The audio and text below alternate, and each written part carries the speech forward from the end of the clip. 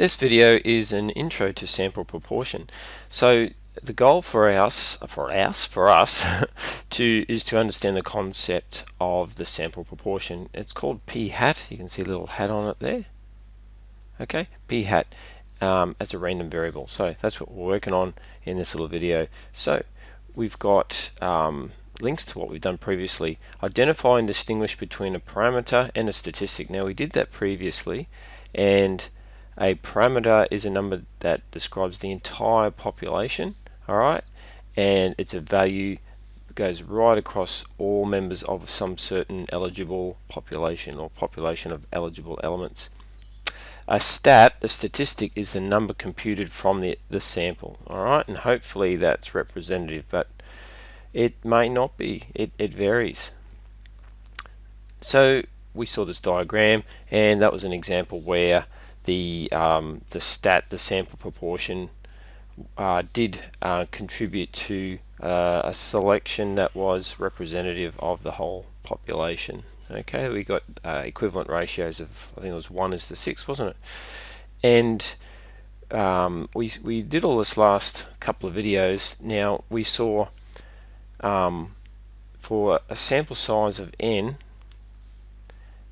we had statistic p hat, which is that sample proportion. So the term was actually introduced in a previous video, but it's one and the same. So the sample proportion p hat is a random variable whose value varies from sample to sample. So if you have multiple samples, p hat is likely to be different. Okay, it's a variable. Okay, so it's a random variable. So this actual statistic is a random variable. It will change from sample to sample. The distribution of p hat is called the sampling distribution. So that's the terminology. So we can plot the distribution, which is a collection of all the values of various p hats, if you like, and that's called a sampling distribution, which, you know, it's a pretty logical name, isn't it? Now, it's an easy calculation to get sample proportion.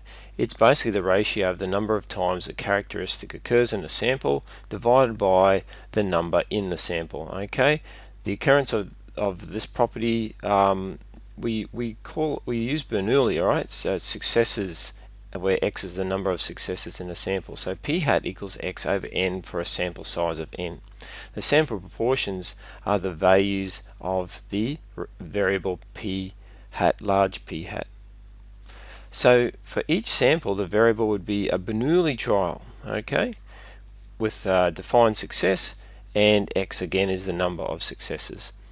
The sample proportion hopefully can be used as an estimate of the probability p of the recurring characteristics in the population. I have an unnecessary bracket there. Let's look at an example. The police at a road stop checkpoint deal where they're just pulling cars over.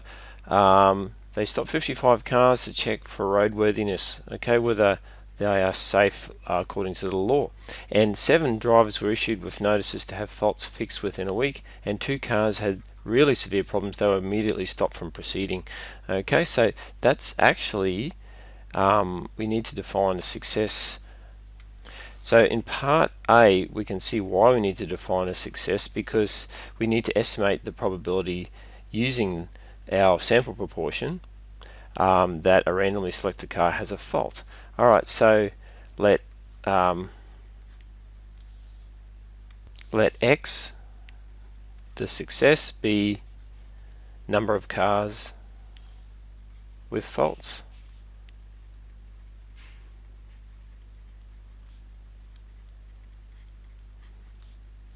Okay, and these are faults according to an agenda or a strict criteria that police would have legally faulty cars. Okay, according to the law. So we've got success or fail. Now, don't be put off by the fact that we've got 2 seeming categories of fault here. We've got 2 really severe ones and 7 where you need to get this fixed by. So less severe, less urgent, but still required to be fixed. So that would actually mean that x is both of those. So there's no extra category there. We lump them together. Okay, 9 faults. So we've got our probability, and we're going to use sample proportion for that probability. So that's x over n. Now, what was n? We stopped 55 cars, so n is 55. And so we've got 9 over 55 as our ratio, which is roughly rounded 0.16. Part B, state any problems. Now this is not always a sound, valid way of doing things to get a reliable estimate for a population, okay? Well, I'm not trying to sell you that. I'm not saying it's good or bad. It can be good, it can be invalid, all right? State any problems with this. Well, I guess I'm not going to write all this down, so just listen to me.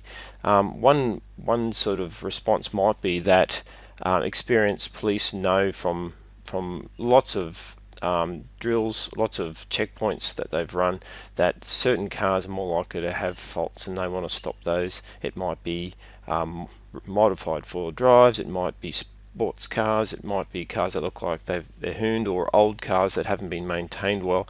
They would probably leave the unmodified, sensible, brand new cars alone because it's probably not worth their while. That's one reasonable way of responding, but that's there's probably various things there. So if that was the case, that they're only targeting certain cars that are likely to have faults based on experience, that may not then be a reliable estimate for the population, okay?